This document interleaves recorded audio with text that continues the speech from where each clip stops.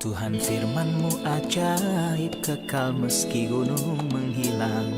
Tiada huruf yang gagal, tak terpatahkan sia-sia. Hidup seperti-Mu ya Allah, lebih dari emas. Aku bersaksi kitab-Mu, kitab yang suci. Terdengarkan firman-Mu, hibur hati yang luka. Terangilah langkahku kemanapun ku pergi. Biarkanlah firman-Mu berkuasa atasku. Ubahkanku, bebaskanku, ku mau menyenangkan-Mu. Tuhan firman-Mu ajaib, kekal meski dunia. Ubah dan bebaskan aku, mau menyenangkan-Mu. Salam jumpa pemirsa terkasih, saya menyambut Anda sekalian dimanapun Anda berada dalam episode yang terbaru program studi harian kita, Semua Kitab Suci.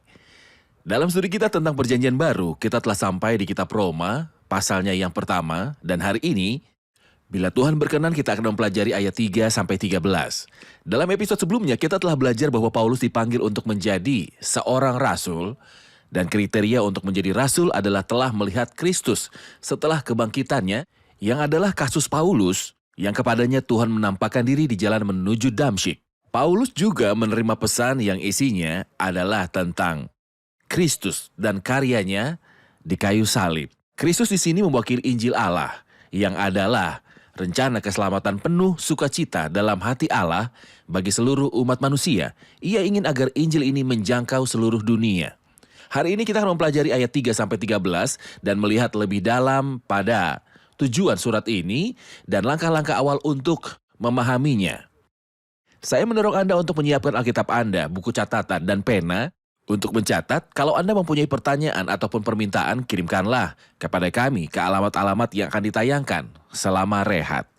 Sebelum kita memulai, izinkan saya menyambut para tamu kehormatan di studio, Saudara Yosef Riyad. Selamat datang, Saudara Yosef. Terima kasih, Saudara Riyad. Sebuah kehormatan. Tuhan memberkati. Juga para hadirin di studio, selamat datang.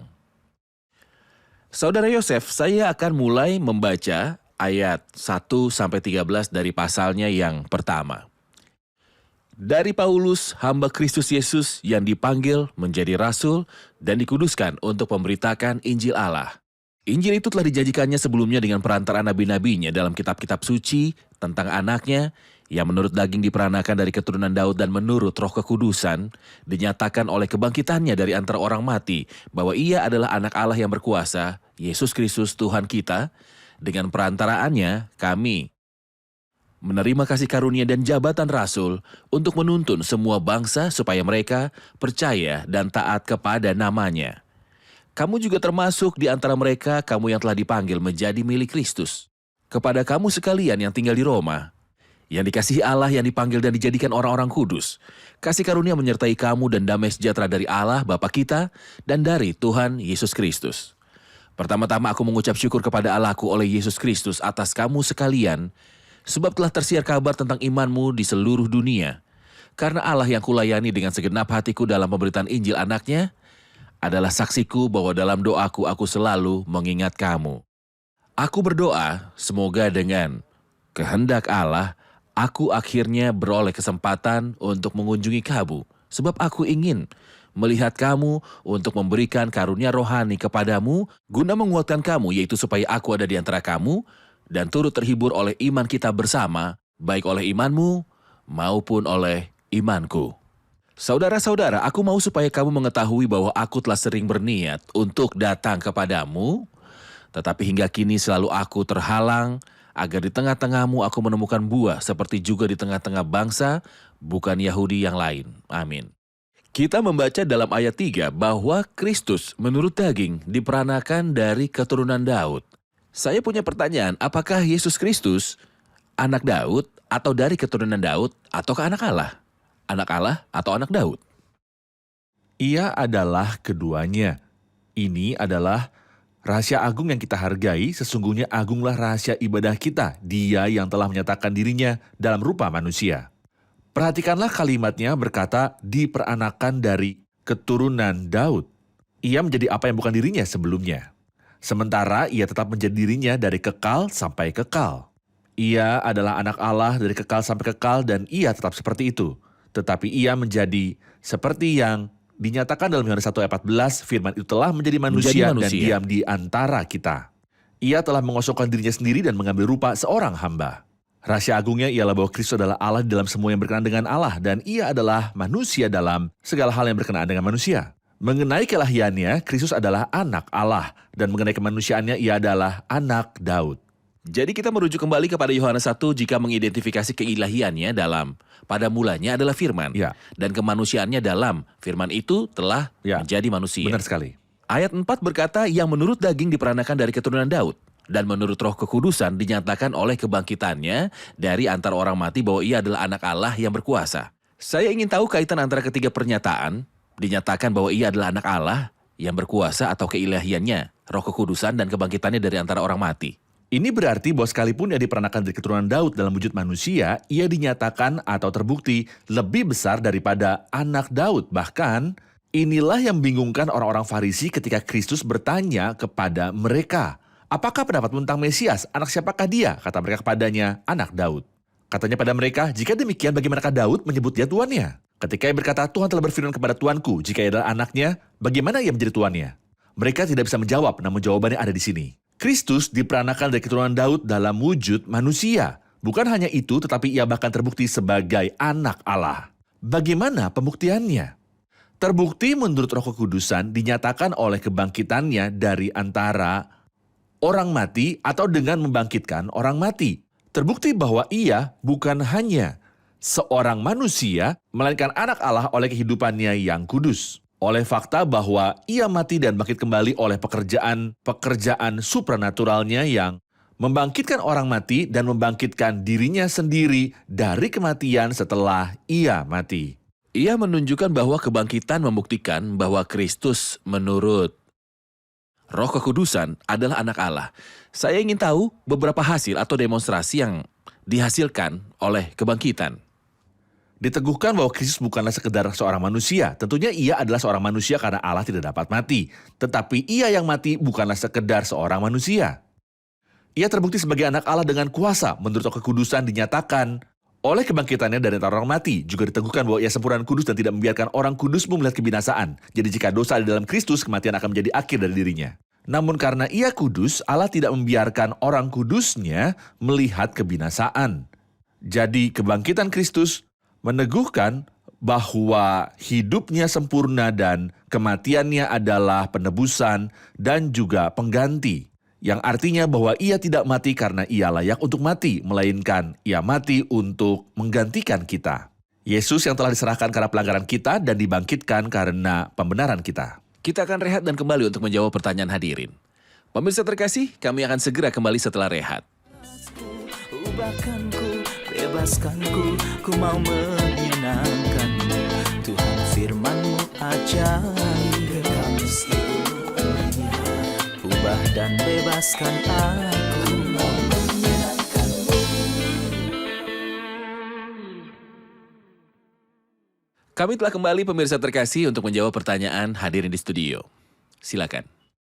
Apa arti dari ayat 5 dengan perantaraannya kami menerima kasih karunia dan jabatan rasul untuk menuntun semua bangsa supaya mereka percaya dan taat kepada namanya?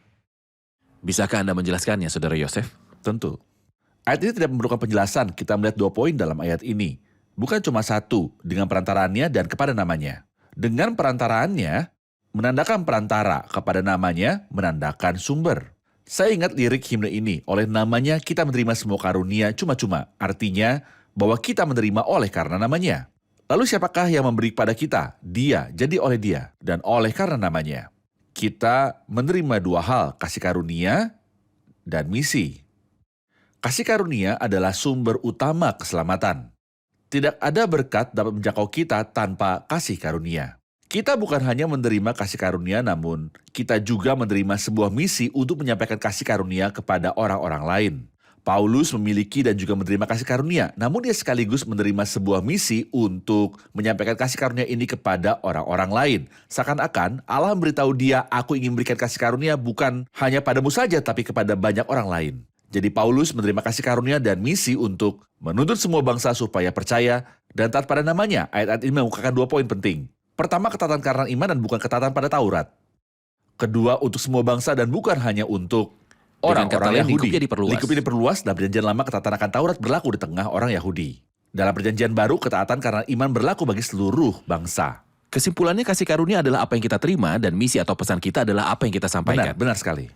Ayat 6 dan 7 menyatakan, kamu juga termasuk di antara mereka, kamu yang dipanggil menjadi milik Kristus. Kepada kamu sekalian yang tinggal di Roma yang dikasihi Allah, yang dipanggil dan dijadikan orang-orang kudus, kasih karunia menyertai kamu dan damai sejahtera dari Allah Bapa kita dan dari Tuhan Yesus Kristus. Mari kita melihat nama apa yang dipakai untuk menyebut orang-orang non-Yahudi yang dipanggil orang-orang kudus dan yang dikasihi Allah. Mohon komentar di kata-kata ini. Paulus dipanggil menjadi seorang rasul. Dan para pemercaya non-Yahudi dipanggil orang-orang kudus, tapi tidak satupun di antara mereka yang pantas dipanggil demikian. Seakan-akan Paulus sedang berkata, aku tidak menunjuk diri sendiri sebagai seorang rasul, Allah lah yang menunjuk aku. Engkau juga tidak menjadikan dirimu sendiri orang-orang kudus. Inilah sebuah kesalahan umum dalam kekristenan. Seorang kudus diyakini selama puluhan tahun bahwa ia hidup berpantang dan dalam takut akan Tuhan. Dan setelah mati, gereja akan menyatakan dia sebagai orang kudus. Ini jauh dari ajaran firman Allah. Sebaliknya, orang-orang percaya begitu dipanggil oleh Allah, mereka dijuluki yang dikasihi Allah dan dipanggil untuk menjadi orang-orang kudus. Jadi mereka tidak menjadikan diri sendiri orang kudus, melainkan Allah sendiri yang menjadikan mereka orang kudus lewat panggilan. Seperti 1 Korintus pasal 1 menyatakannya, oleh dia kamu berada dalam Kristus Yesus yang oleh Allah telah menjadi hikmat bagi kita, yang membenarkan dan menguduskan dan menebus kita. Orang-orang non-Yahudi juga disebut yang dikasihi Allah. Ya. Saya ingin berhenti dan meyakinkan kembali orang-orang percaya dimanapun berada dengan julukan ini. Menakjubkan saudara ayat untuk membandingkan yang dikasihi Allah dengan pasal 4 yang menyebut bahwa dahulu kita adalah musuh. Pasal 5 memberitahu kita siapa dahulu kita yang adalah musuh, namun sudah menjadi apa kita sekarang. Kita menjadi orang yang dikasihi Allah. Ketika kita sampai pada pasal 8 ayat 28 dikatakan Allah turut bekerja dalam segala sesuatu mendatangkan kebaikan bagi mereka yang mengasihi dia. Saya pikir orang dikasihi Allah artinya mereka mengasihi Allah dan Allah juga mengasihi mereka. Tidak ada yang seindah menjadi orang yang dikasihi oleh Allah. Saudara Yosef, banyak orang bingung mengenai definisi orang kudus dan pengudusan. Mereka bingung. Ya. Bagaimana seseorang bisa disebut seseorang yang kudus sementara bergumul dan rentan jatuh ke dalam dosa? Bagaimana seseorang bisa jatuh ke dalam dosa dan masih disebut sebagai orang kudus? Kita mengharapkan julukan orang kudus diberikan kepada seseorang yang telah mencapai akhir dari hidupnya. Anda berkata bahwa orang percaya menjadi orang kudus setelah ia percaya kepada Kristus. Namun terkadang seseorang tersandung. Bagaimana seseorang secara praktik menjadi seorang Terdengar kudus? seperti tidak bisa menjadi orang kudus selama di bumi. Mohon jelaskan. Walau topik ini bisa menjadi lebih jelas dalam perjanjian baru, kita masih bisa melacaknya di perjanjian lama. Apa yang Daud katakan dalam Mazmur pasal 16. Orang-orang kudus yang di tanah ini, merekalah orang mulia yang selalu menjadi kesukaanku. Bahkan perjanjian lama berbicara tentang adanya orang-orang kudus di muka bumi. Jelaslah dalam perjanjian baru kita menjadi orang kudus begitu kita percaya kepada Kristus. Misalnya, ketika kita diberitahu dalam Ibrani pasal 10.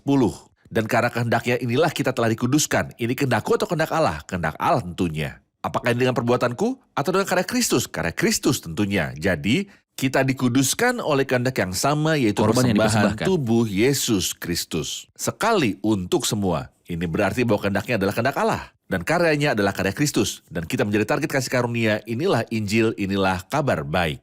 Jika Anda menunggu untuk menjadi orang kudus setelah menjadi baik dahulu, itu tak pernah akan terjadi.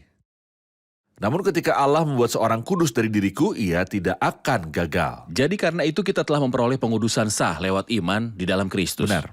Tetapi bagaimana saya bisa dikuduskan secara praktiknya? Maksud Anda pengudusan secara praktik? Inilah cerita panjang yang akan dibahas secara rinci ketika kita sampai di pasal 5, 6, dan 7 yang memperlihatkan peperangan, pergumulan, dan perselisihan. Lalu kita akan mencapai pasal 8 untuk menemukan bahwa cara pengudusan bukan dengan memerangi dosa, melainkan dengan menganggap diriku sudah mati terhadap dosa. Dan dengan hidup dalam suatu alam yang berbeda. Yang Roh Kudus ciptakan untuk menyibukkan pikiranku sehingga terbebas dari pencemaran-pencemaran dari bumi. Lingkup kemerdekaan dalam Kristus. Itu benar, benar sekali. Selanjutnya kita melihat Paulus dalam ayat 8 bersyukur kepada Allah untuk orang-orang percaya di Roma. Apa alasan-alasan yang membuatnya bersyukur kepada Allah? Kabar yang ia dengar tentang kehidupan dan perilaku mereka membuat hatinya meluap dengan rasa syukur. Setiap kali Paulus merenungkan kehidupan orang-orang kudus yang hidup dalam kesalehan, kesetiaan, pengudusan, pelayanan, ketenangan, dan ketekunan. Ia akan bersyukur pada Allah. Di sini ia berkata bahwa ia bersyukur pada Allah bahwa iman mereka dibicarakan di seluruh dunia. Jelaslah tidak seorang pun melihat iman mereka karena hal itu antara Anda dan Allah. Namun iman menghasilkan buah. Anda tidak dapat memperlihatkan kepada saya imanmu tanpa perbuatan-perbuatanmu. Tapi saya dapat memperlihatkan iman saya kepadamu lewat perbuatan saya. Inilah yang Alkitab sebut sebagai perbuatan iman. Baik, kita akan rehat sejenak dan kembali untuk menjawab pertanyaan hadirin. Pemirsa terkasih, kami akan segera kembali setelah rehat. Ubahkan ku, bebaskan ku mau menyenangkanmu. Tuhan firman-Mu ajaib, kekal seluruhnya. Ubah dan bebaskan aku, mau menyenangkanmu.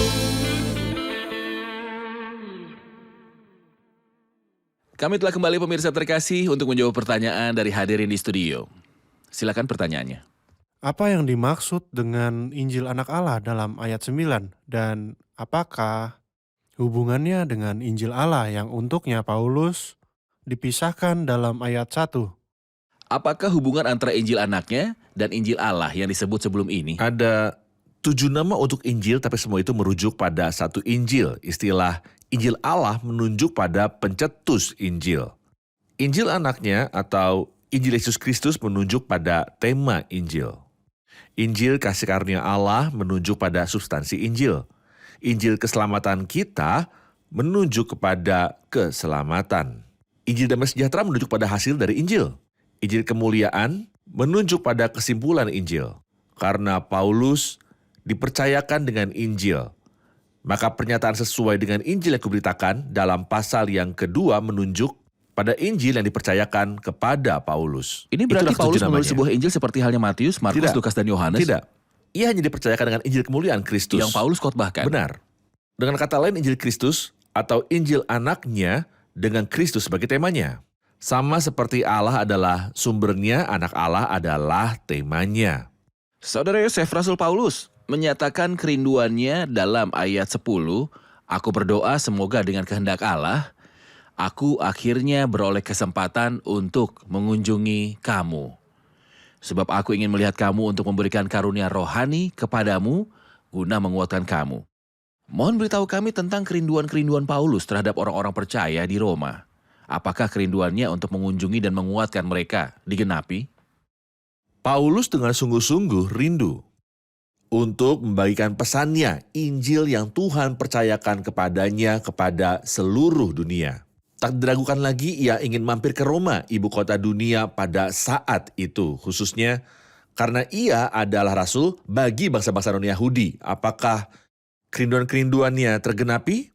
Tetapi tidak dengan cara yang ia harapkan. Saat kita membaca di bagian akhir dari Kitab Kisah Para Rasul, Paulus pergi ke Roma sebagai seorang tahanan di mana ia menghabiskan 2 tahun dan menyewa sebuah rumah bagi dirinya. Walau statusnya sebagai tahanan, ia berkata dalam kitab Filipi pasal 1 ayat yang ke-12, apa yang terjadi atasku ini justru telah menyebabkan kemajuan Injil. Jadi Allah bahkan menghasilkan buah bagi dia dari Paulus eks-penganiaya gereja. Di antara alasan-alasan Paulus untuk mengunjungi Roma adalah keinginannya untuk memberikan kepada orang-orang percaya karunia rohani sehingga mereka dapat dijadikan kuat. Apa yang dimaksud dengan karunia itu? Sasaran Paulus atau hamba Kristus lainnya bukanlah mengadakan mujizat-mujizat, berusaha membuat suatu pertunjukan bagi diri sendiri, tetapi tujuan utamanya adalah untuk memberi kepada mereka sebuah karunia rohani untuk menguatkan mereka. Paulus menjelaskan arti dari pemberian karunia rohani kepada mereka. Yang akan menguatkan mereka, ia bermaksud untuk menasihati mereka untuk setia kepada Tuhan dengan tujuan yang teguh. Ia menjelaskan apa nasihat-nasihat itu. Supaya aku ada di antara kamu dan turut terhibur oleh iman kita bersama. Lalu ia dengan rendah hati menambahkan, baik oleh imanmu maupun oleh imanku. Ia tidak menempatkan imannya sebagai yang pertama, melainkan iman mereka. Ketika kita berkumpul bersama dan saling berbagi Pemikiran-pemikiran yang telah kita terima dari Tuhan, kita memiliki persekutuan dalam tergabungnya minat dan iman kita. Persekutuan ini menguatkan orang-orang percaya dan inilah yang dikehendaki oleh Rasul Paulus. Rasul Paulus memandang dirinya sebagai salah satu pemercaya, mengambil bagian dari iman mereka dan imannya yang sama saling menguntungkan. Sebelumnya Rasul Paulus mengidentifikasi dirinya dan orang-orang percaya sebagai pengambil bagian dari panggilan ilahi. Banyak orang percaya terkemuka di dalam gereja-gereja pada masa kini memandang diri mereka terhormat dan memiliki ranking yang lebih tinggi daripada jemaat lainnya. Mereka memandang iman dan kekudusan mereka lebih tinggi daripada orang-orang lain. Bagaimana cara Anda menasihati mereka? Sikap ini sangatlah jauh dari roh dan ajaran-ajaran Kristus. Lebih dari sekali, Kristus mengulangi dalam Matius 23, kamu semua adalah saudara ketika Petrus berbicara. Kepada para pepercaya tentang Paulus yang merujuk kepadanya, bukan dengan saudaraku, melainkan dengan saudara kita. Ia tidak meninggikan statusnya sebagai seorang rasul karena kita semua bersaudara. Mengklaim diri lebih superior dan unggul adalah sejenis kesombongan yang saya berdoa Allah akan menjauhkan kita darinya. Di depan tahta Kristus, pujian akan diberikan kepada setiap orang dari Allah. Namun, sekarang kita harus berperilaku dalam kerendahan hatian dan membiarkan setiap orang menganggap orang lain lebih baik daripada dirinya sendiri. Jadi, saya akan menganggap saudara saya lebih baik daripada saya, dan ia akan melakukan hal yang sama. Pujian terakhir kepada setiap orang akan datang dari Allah. Dengan kata lain, baik rasul-rasul dan semua yang selebihnya yang dilayani, berdiri di tempat yang sama. Benar. Mengenai hal memperoleh keselamatan dan menikmati iman. Kita semua adalah anak-anak Allah, semua bersaudara. Kita semua menjadi saudara dan Kristus tidak malu memanggil kita saudara. Keunggulan bergantung pada kesetiaan saya yang akan dinyatakan hanya di tahta Kristus. Baik, mari rangkum episode ini bersama para hadirin. Bagaimanakah sifat manusia dan sifat Allah di dalam Kristus terlihat pada awal kitab Roma ini? Pertama, kita melihat sifat kemanusiaannya dalam ayat 3 yang berkata bahwa Yesus Kristus anaknya diperanakan dari keturunan Daud dalam wujud manusia.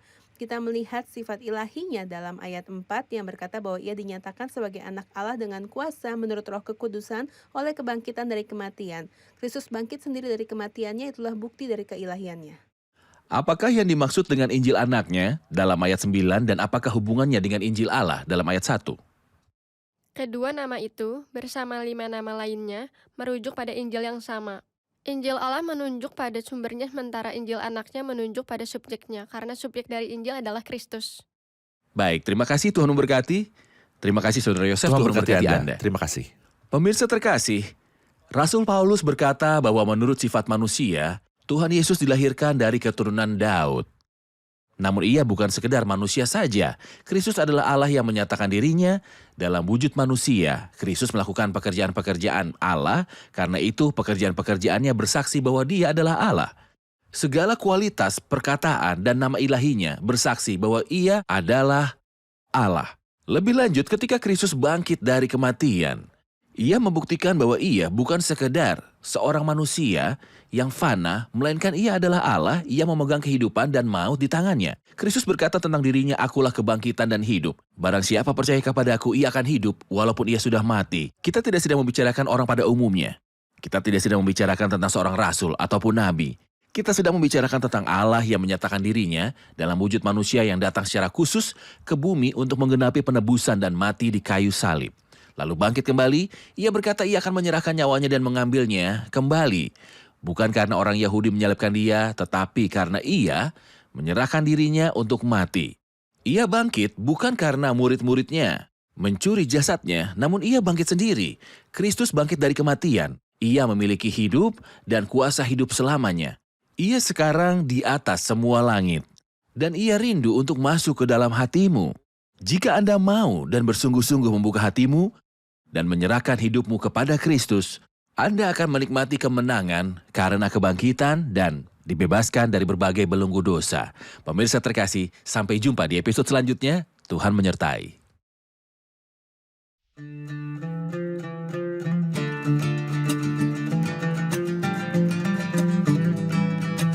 من يوم ما قابلت حبيبي يسوع وانا عايش دايما فرحان فرح قلبي وغفر خطاياي وطرحها في بحر النسيان قلبي فرحان عايش في أمان، قلبي فرحان عايش في أمان، من يوم ما حصلت على الغفران. مجدا مجدا ليسوع، شكرا شكرا ليسوع، قلبي فرحان بيسوع.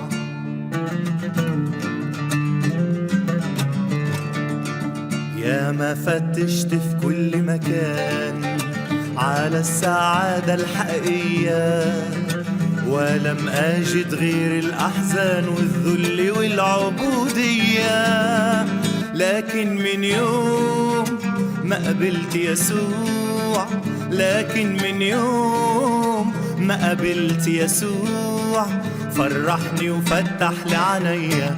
مجدا مجدا ليسوع، شكرا شكرا ليسوع، قلبي فرحان بيسوع.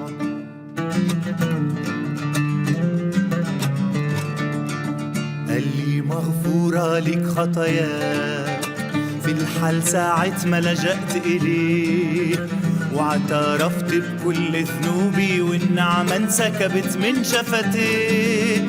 قال لي مبروك مبروك عليك، قال لي مبروك مبروك عليك، كل ما عندي وهبته ليك. مجدا مجدا ليسوع، شكرا شكرا ليسوع، قلبي فرحان بيسوع.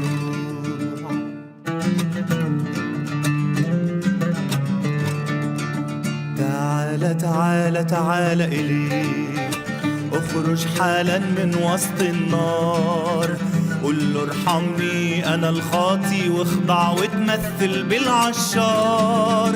اخرج من نار واترك العار، اخرج من نار واترك العار، وتعال انضم مع الأبرار. مجدا مجدا ليسوع، شكرا شكرا ليسوع، قلبي فرحان بيسوع.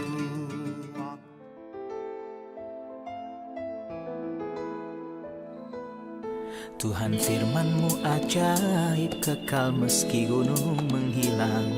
Tiada huruf yang gagal, tak terpatahkan siasat. Hidup seperti-Mu ya Allah, lebih dari emas. Aku bersaksi kitab-Mu, kitab yang suci. Mendengarkan firman-Mu, hibur hati yang duka. Terangilah langkahku kemanapun ku pergi.